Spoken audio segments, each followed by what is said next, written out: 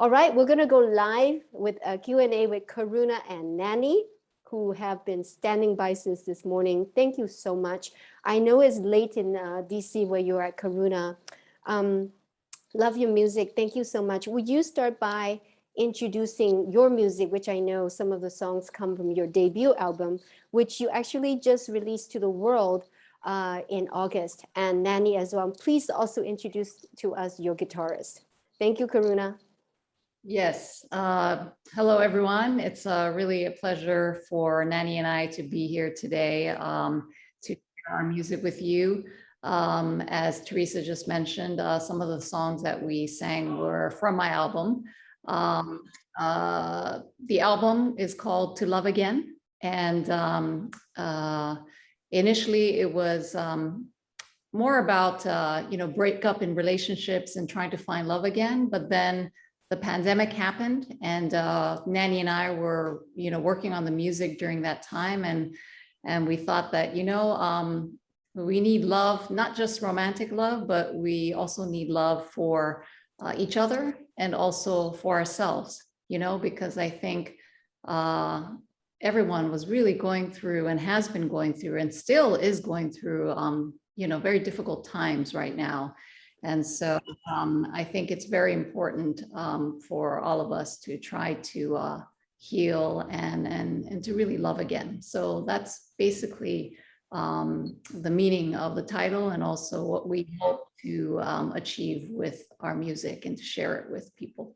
Right. And Karuna, you're such a voice of inspiration, and I've watched you over the years on Facebook, how you've been growing through your own personal journey. Is it okay to share with us at what point did you turn to music for healing? And I know you and Nanny both say music is healing, but how has that helped you in your own personal growth? And how would you like to inspire the world and all of us here at the summit? Well, I think everyone goes through their own challenges, whether it be getting sick or, seeing a loved one pass away, through the pandemic. In my case, it was, a marriage falling apart and my family breaking up. So, it was a very difficult time in my life where, women particularly, we hold many different roles, in family life and in society. We're mothers, we're also wives. So, we're balancing, a lot of different things in our lives. And so for the longest time, I was, basically a wife and a mother, which I chose to do. And I love being that. But when one aspect of your relationship, gets cut off, then you have to reassess, what is your identity? And during that time, I met Nanny. And I had turned to music as a way of healing, more for a personal thing, but it kind of sort of expanded from there. Nanny, incredible musician, producer, and he basically believed in me when I didn't even believe in myself, in terms of, what I could achieve with singing. Initially it was more of a personal healing thing, but then it kind of morphed into something bigger. And maybe Nanny can talk more about this as well, but it just became something bigger, more than just a personal thing. It became something that we felt that we could share with the world and really try to lift spirits. It's all about trying to connect people. So yeah. Thank you, Karuna. I'm so emotional listening to you. It's also because I know you and I come from the same world in our careers as news reporters and anchors. How was that transition for you? Like you said, it's in a place where you could really influence the world in front of the camera, but you're so humble with your music. And when I initially invited you, you said, Teresa, I want this to unite people. And if I had to choose fame and money, I would have, stayed in my, old job. So where are you at now, like in terms of where is that humility coming from, and what can we learn from you? Well, I think, it really doesn't matter what you're doing in life, whether, I was a journalist before and now I'm trying to be a musician. I think it's all about learning. You know, you're constantly learning and trying to be better at whatever you're doing. Yeah, I think it's, you know, you can sit there and think that you've achieved a lot. I mean, yes, this was a really great milestone for Nanny and I to be able to, you know, share this album of incredible music, but at the same time, I think you can't really be self-satisfied with that. You know, it's you're always trying to better yourself. I don't know, Nanny, you can maybe comment a little bit on that. Nanny, are you with us? Hi, Nanny. Let's see. Yeah, you Hello. Hi, are you in Florida, Brazil, or New York? Hello, everybody. I am in Florida right now. Miami, right? Yes, actually in Boca Raton, a little bit north of Miami. But yes, Ooh. have me here. I'm very happy to be here. And I can second every word Karuna said. And I would like to add only that I just so happy to help her to find her voice. I think everybody got the voice. And if you have desire is mostly everything that you need, and a good taste, and you know, have somebody that can kind of guide you to find that. A lot of people get disencouraged to do and pursue the dream, and I certainly saw that in Karuna, big passion, and I feel happy to. Yes, music has been amazing through this pandemic and to this whole thing. Actually, music for me since I'm a kid, and that's helped me to keep my head straight. And I'm excited about what they can come from this summit to participate and see everything about it. Wow, your music is beautiful. Your voice is beautiful, both Nani and Karuna. And I love how it all connects together because we are called the voices of inspiration, and you definitely are. You know, I want to hear a bit more, Karuna, if it's okay and if it's not too personal. Is I know you're in and I would only ask because you have publicized it. You are in a new relationship, and to love again, like at one point, where did you find that courage? And after a broken marriage and a lot of, you know, I know you've been through, you know, the healing, and it's progressive. And I think all of us can learn from here is that when we go through something so challenging and so, you know, it almost kills you, that it takes a long time to pick up the pieces and be strong again. And like you said, to be able to love again. So at what point in your life, I mean, I know it's recent too, but what was going in your mind that you're like, okay, I'm ready to love again? And what does that mean? What does that mean to be able to love again? I think it's a journey. It doesn't take, it's not instantaneous. So for me, my journey was to find myself again. I think it's very difficult to love other people unless you love yourself. And I think when your marriage falls apart, initially you look at yourself and think, what's wrong with me? You know, of course, we all have to take responsibility in relationships.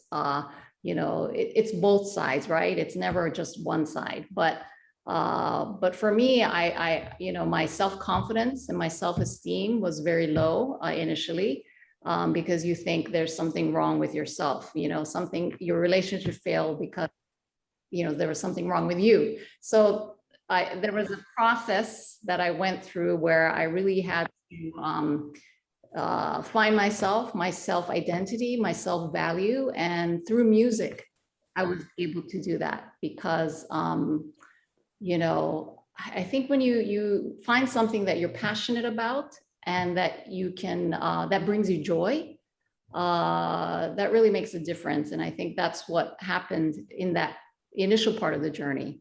And then the other thing is that, you know, whatever bad things happen to you, you need to be able to still be open. I think that if you keep yourself closed by focusing on the negative things in your life or what happened in the past, then you're not going to be able to open yourself to new relationships or new love.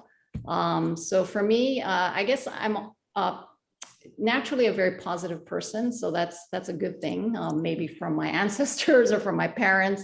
but I'm usually very positive, so that's a good thing. But I think you have to have the willingness to be vulnerable again, because you know, without that vulnerability, without that openness, you're never going to be able to explore a new relationship. And your new relationship may fail again. You know, we're all human and we're not perfect. So I think the key is to learn from your mistakes or your experiences, and then from there, know what to do the next time. You know, so right now for me, living so many years now and been through so many experiences, good and bad, now I really appreciate what I have. So the good things that happen in my life, for example, music, making music with Nanny, or having a new relationship, you know, I appreciate so much more now.